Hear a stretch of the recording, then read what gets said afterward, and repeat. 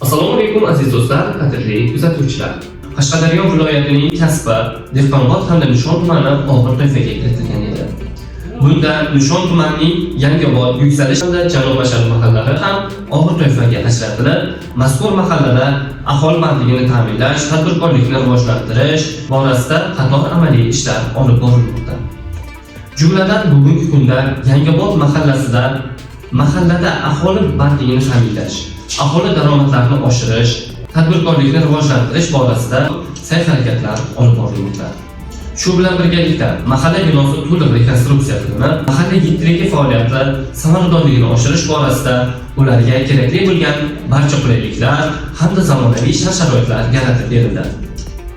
Mahalla infratuzilmasini yaxshilash borasida elektr ta'minotini yaxshilash, ichki ko'chalarni obodonlashtirish bo'yicha sa'y-harakatlar ham bosqichma-bosqich amalga oshirilmoqda. Aholining taklif va tashabbuslari bilan mahallada namunaviy ko'chalar barpo etilib, so'ritoy, ya'ni bayish tizimi yo'lga qo'yilmoqda.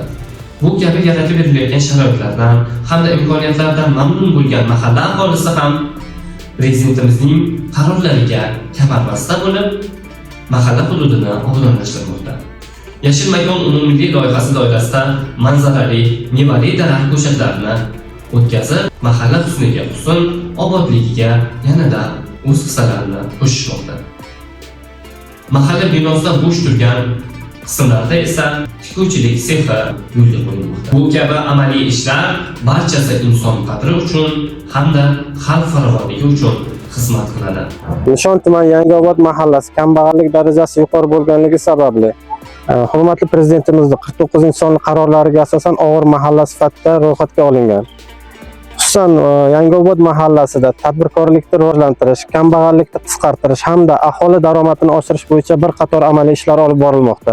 Jumladan 23 ta xonadonga qurtchilikni rivojlantirish bo'yicha hurmatli prezidentimizning qarorlariga asosan imtiyozli kreditlar ajratilib, har bir xonadonga 7 tadan 13 tagacha ish o'rni yaratilib, aholi bandligi ta'minlanmoqda.